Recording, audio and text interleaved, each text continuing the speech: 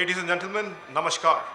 Welcome to the 16th edition of the Jaipur Literature Festival, protected by Dettol, Banega Swasth India, at the Hawthornden Foundation Mughal Tent.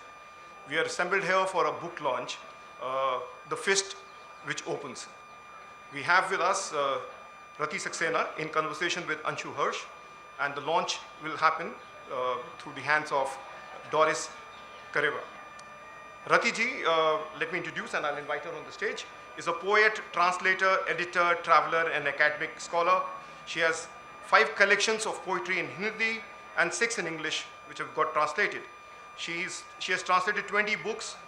There are travelogues, 3 of them, a memoir, 1 critical study, 2 research-oriented books. Her work has been translated into 8 international languages.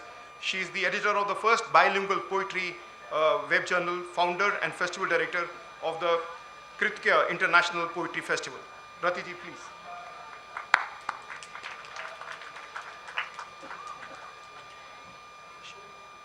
Now I invite Anshu Harsh, who is a publisher and editor of Rajasthan's first bilingual monthly lifestyle magazine, Simply Jaipur, and a weekly newspaper, Voice of Jaipur.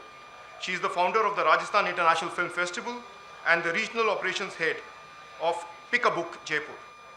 Anshu has written 3 Hindi poetry collections, Sabdo ka Samandar, Samandar the Ocean, the Platonic Love, and she has edited 2 books by Pandit Vijay Shankar Mehta titled Corona Jung ki Shatabdi or Kahaniya Jeevan ki. She has also translated Dr Ivan Misner's collection of business lessons in Hindi. Doris Kareva is a renowned Estonian poet and translator.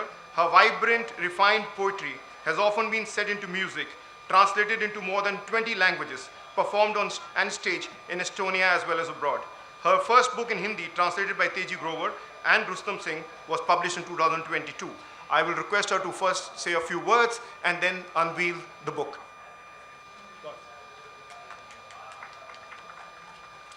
Ladies and gentlemen, it is great pleasure as well as honor to launch Rati Saxena's new book, Fist That Opens. Rati Saxena is both a warrior and a healer as a poet. Fist That Opens is a journey of poetry from the distant past to the present future. Not only a patchwork quilt to cover and comfort those in need, but also a tool to weave solidarity and understanding between different religions, cultures, and ages. In times when poetry tends to be read, translated, and written by and for poets only, Rati Saxena's book, based on studies and experience, reminds us that most intimate is often most universal. Poetry encodes great spiritual power that can be healing and revelational for all human beings, opening fists and hearts. Rati Saxena.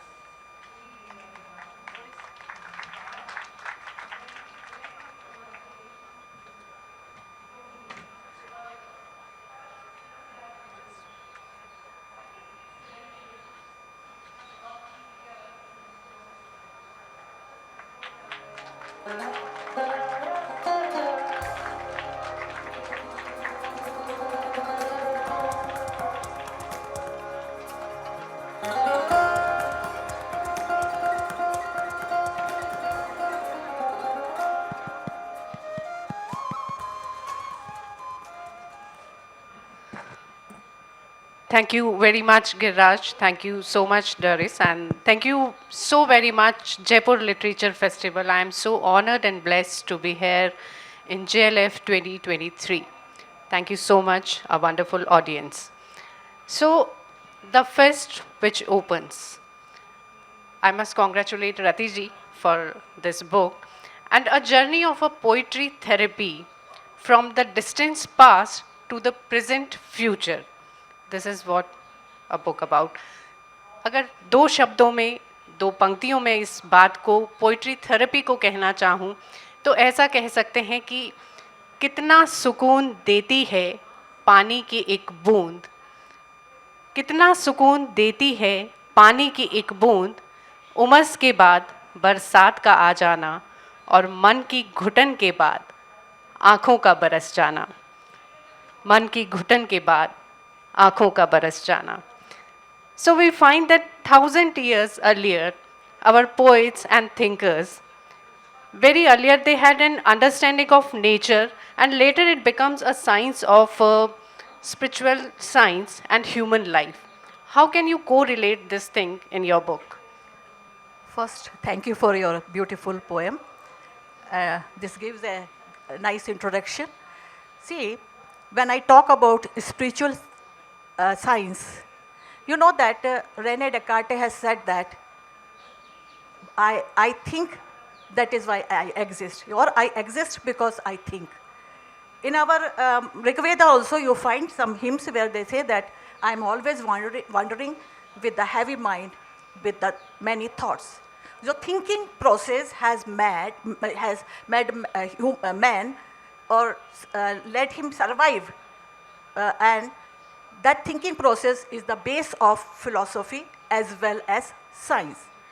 Only thing is that philosophy can go to different directions, but science needs systematic understanding and systematic declaration, and so there is that much difference is there. Now the problem is this, that after some time the philosophy became one stream and science became another stream.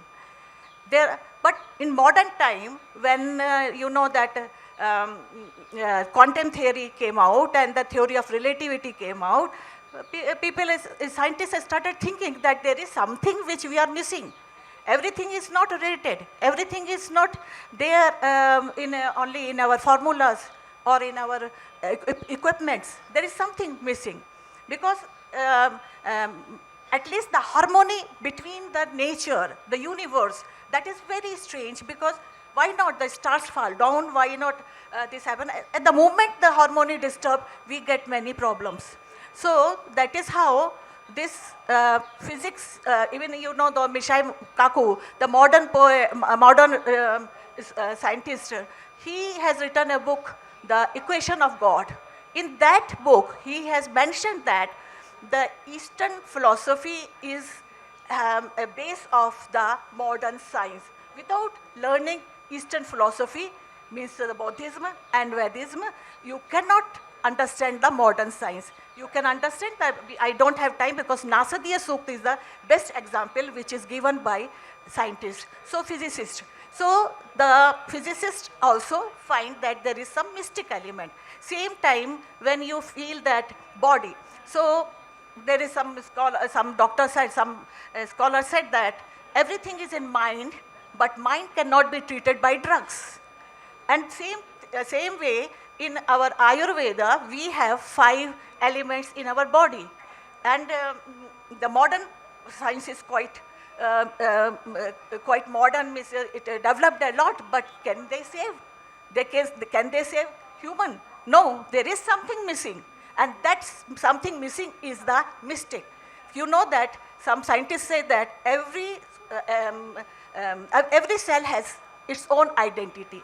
And when they disturb the identity, or when they started fighting to each other, the autoimmune system kind of disease comes. And when they have some overlapping, then the cancer comes. The third portion, you see that our ancestors, not only India, from Africa, from Native America, from Shamanam, from many ancient people have always worshipped the nature, river, mountain, and they have given them name. They call them God, because they took them as a human body, because all the rivers were given the name, rivers and mountains were given the name. So that maybe we did not understand for some time, for a long time, maybe that it was the fun for the scientists. But now, recently one research happened that they have taken the drop of the water and put in a different parts. And then when we dry it up, they find that different kind of faces were there. They dried up in a different faces. So in all these three streams I talked to you, that you see that there is some element which is called the spiritual element or mystic element, which that is very important for the human life. Thank you. So there is a harmony between star, planets, and we human on Earth. So my next question is, in general, we know about so many therapies, ye therapy, wo therapy, but how can you relate poetry as a therapy? Actually, I will give you my background, why I started thinking like this. First, this idea did not come in my mind. Atharveda is my subject for the studies and even for PhD. But while studying Atharveda, I find that there are many hymns, and those hymns were mostly sometimes those hymns were talking to diseases, sometimes to Aushad, or they call Aushad means the vanaspati or medicine, and sometimes they were talking to the patient, and sometimes they were talking to the Vaidya. And one kanda, 8th kanda of Atharvaveda, it's very fine, but starting he says that, death, you are the great, you are the leader of the 4-footer and 6-footer and everyone, but this boy is very young, please let him live. And then second he says that a boy, you have to live for 100 years. You cannot be defeated by death. So in that case, what happened? I was not understanding. Many hymns are like this in Atharveda. I was not understanding. I was thinking that maybe these hymns are because of these hymns. Maybe these hymns were used with some medicine, some kind of medicine, and we lost those medicine. That's what in my mind. But later on, when I visited and traveled to America and other Native Americans, I meet them and I meet shamanics and I meet African poets and all. Then I find out that they were also had such tradition. And then I feel that this is the poetic form was actually the therapy for everyone. So that is how it came to my mind that poetry is therapy. Then I study and I find out that in 1740, in America, a doctor he has started treating the patient who before they were called mad and they were put in mental hospitals and all. But he said that no, they have some mental disturbance. They are not mad. And then he started asking them to read. And there was stories and poetry, everything. So, and then later on, one poet from Ireland came to my festival, Kate Newman, and she was the professional poetry therapist in the Hospital of Ireland. And that is how I started studying and research, and I find that poetry is also therapy from very ancient time to the modern, and I use it and I study on it, and that in the future also we can use it as a therapy. Yeah, it is true that a person need a medical treatment, but when he is getting back to the normal life, he also need a psychological help. So I think poetry help in that. During treatment also it helps, because Kate Newman goes to hospitals, cancer wards and all, and because you know that chemo and all are very disturbing things, no? These are all harsh medicines. So these patients lose their mind. So she talks to them and she works with them, and that is how that during treatment and after, both. Poetry is important. So poetry is important for life. You did a lot of work for poetry, and I just want to you to share your experience when you work for kids, for students, and they start writing poetry after listening you. Actually, I don't write only. I do practice also. I work. I go to different places. I have gone to colleges and schools and all. So I give the one incident which she is talking. There in Kerala, I live in Kerala, there are summer classes, and summer classes mostly the working parents, they leave their children from the morning to evening because it's easy for them. The mostly upper middle class or middle class children come who study in English medium school. So I thought of going and meeting them and talking. So when I talked to them, I started what subjects you like. So most of them, because their parents have taught them mathematics and science. So I said, it's okay, very fine. And what about other subjects? No, I want to become doctor, or I have to become engineer. Now I am not wondering, because I know the modern situation, modern families in India, especially the Kerala, they become very crazy. No? So then I said, okay, fine. So have you heard, because Kerala has very good tradition of a children poetry. There were very good poets, senior poets have written many, many children books. And 20 years back, I saw myself children reciting those poems.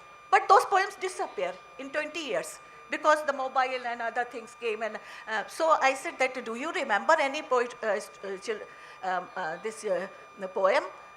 Problem is that they are not studying even their own language.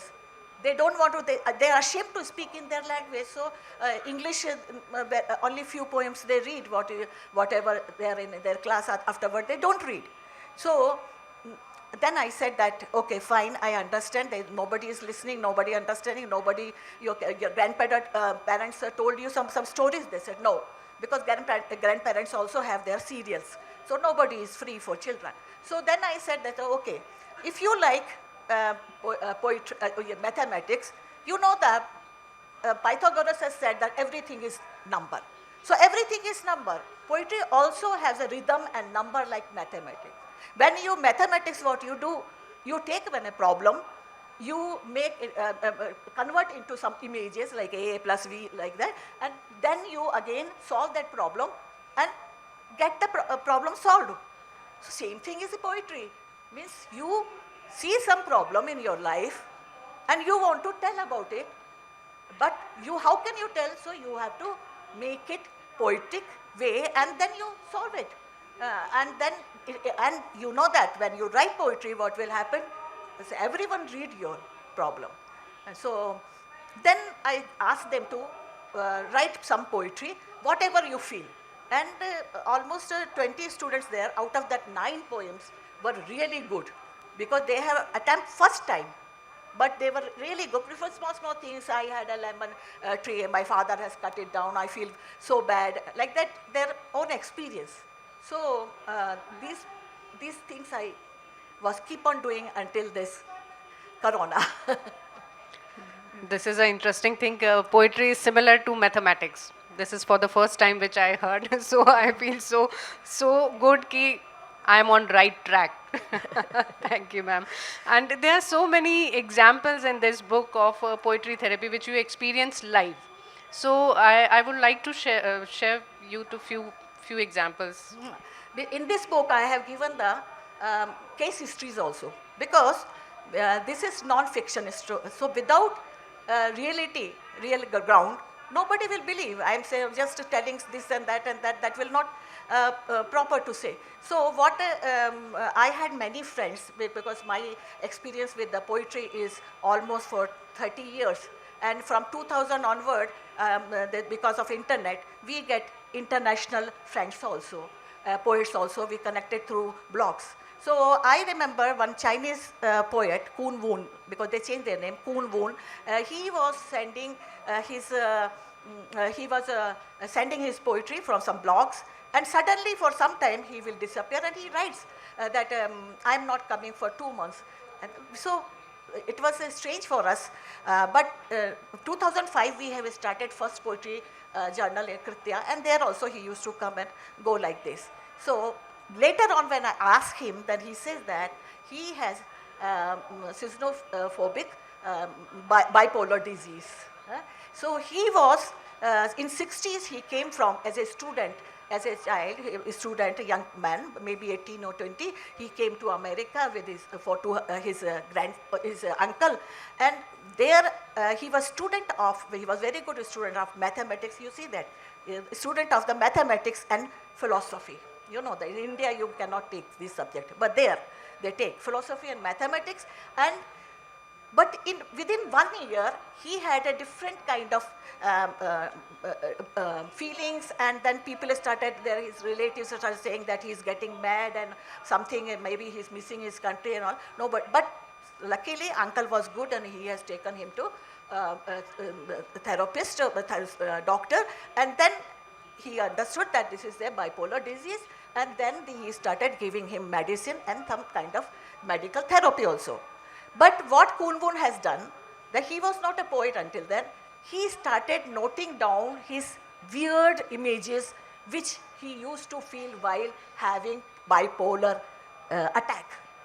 So very weird images. And later on when he is normal, he used to convert them in a poetry. He took 17 years to write one poem, one book, 17 years to write one book. And that published in Kaya Press, which is very popular in America, and that Kaya Press, and he got award for first book, which he has written 17. Then again he started doing same thing, and then 13 years second book. Now he is a publisher. He has own press. He lives in a house that never goes out, and in a Corona, we had an interview with him also, and he has written letter to me. So you know that disease like schizophrenic and bipolar, and so it's very difficult diseases. If they can be cured like this, not cured. He says that there is no, it cannot be cured. I know that. I learn it, but it gives him something to live. So that is why he is above 70 and he is living still. From 20 years to 70, 50 years, he lived with this disease and poetry. This is one, and many, 24 are there. So there are so many live examples of poetry therapy, how poetry can change their lives, how poetry can give positive moment to their depressing life. There are so many live experience in this book. You must buy and read this book. And we have some audience question as well. We have 5 more minutes. If anyone wants to ask a question related to poetry therapy or poetry, you can. Yes, sir, please. First of all, congratulations to you for such a nice session. I'm enriched about the new kind of therapy, the poetic therapy, which you are talking about. I had heard about the musical therapy in psychiatric cases, but not about poetic therapy. But within the poetry, there are many genres, because the poetic therapy is another genre. But within the poetry, there are many genres of poetry and the many types of poetry. Yeah. So which genre suits most for identifying or diagnosing the disease? See, in this book also I have a chapter, poetry as a therapy and poetry as a art. You know that starting when the human has, like in our ancient books, Rig Veda and Native Americans, and when they were singing, singing was as a poetry only. No? They were singing that time for the welfare for the society or welfare for themselves. Sarve bhavantu sukhina, sarve bhavantu niramaya, etc. So they were doing therapies only.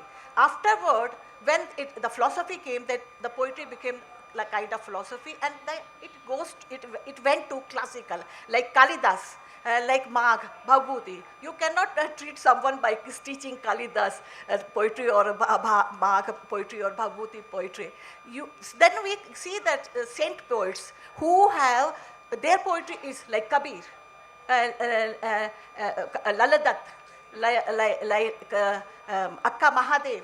If their poetry will be therapy. And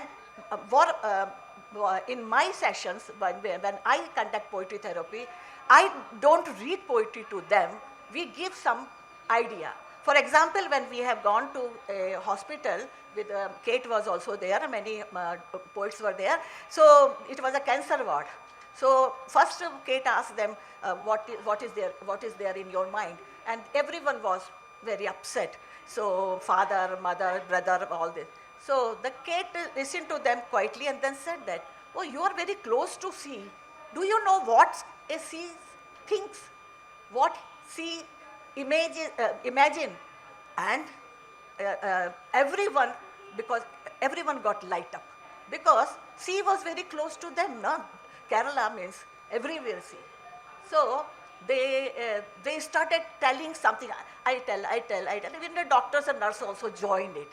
So when that sadness in their face disappear for some time. If we keep on doing such things, some sessions, it will affect. So there are many sessions we have to do such kind of. 1740, one doctor in America has started a hospital where he said that there is no mental illness, this is only the disturbance which can be cured by the writing, art, disease, the poetry, etc. So after that we forgotten. Yeah. Any other questions? Any audience questions? Yes, from the back side. Oh. Namaskar, good evening. Thank you so much. That was a very enriching session. What I want to ask you is that this poetry therapy, is it an accepted form of treatment? Like, does the government allow you to conduct such sessions in their hospitals? Like, since it's such a beautiful thing and it helps people recapitulate. In India, it is not official, but in Europe, it is official. They get payment. Poetry therapists get payment there. In ad hoc basis, they are appointed. America also, in some hospitals, they call them, like music therapists, the art therapists, they call the poetry therapist also. In India, it is not there. I use my own power there because I used to run a poetry festival. So I said, my poets have come. I want to come to your hospital to visit to your hospital. And then I tell them something and they allow. That I have gone to prison. First time in India, I have gone, even Chinese poets have gone to prison. That was first time, last time in India. So that is your personal power. Thank you so much. That's so beautiful. No worries, we will start soon poetry therapy in our own Rajasthan. Yeah, ma'am, your question. First of all, my heartfelt congratulations to Dr. Saxena for taking up this ambitious project. And it's a lot. I mean, we have all known that since times immemorial, poetry has been, offering therapeutic effects to people who practice it, who read as well as practice writing poetry. Now you are taking it as a therapy. You're talking about it as a therapy which is supposed to help, which is going to help a lot of people in different ways. Different types of problems are there, I mean medical and psychological, cognitive. So you believe that poetry is going to help all of them in some way or the other. So what is the next step? I mean, you have worked in close association with psychologists, poets, writers, and you have already thought about it, contemplated about it. But how are you going to help people take more interest in poetry? I am give this thing to you. Now you carry on, because I am old and I am old. So this is, you have to carry on this poetry therapy. I have given you the base, because before we were not knowing, but we were using poetry as a therapy. Now we are educated, so we are, knowingly we are using. See that Kabir and all in villages, you know that Kabir songs are very, very common. People, when they are upset or something happen, they sing Kabir, and they sing, even Tulsi Ramayana was also very popular in villages. And you know that Mauritius, when Surigam, when these laborers have gone, they have taken only the Tulsi Ramayana with them, because every evening they used to listen to it and feel some comfort. What comfort we do not know, but it gives them comfort. So this was common indirectly. Now we have to make it official, and for making official, I expect you people to come forward and take next step. Thank you very much. Thank you so very much. Thank you for the beautiful audience. Thank you, Ratiji, and congratulations once again. It was a very wonderful session on poetry therapy, a new way for life. Thank you so much.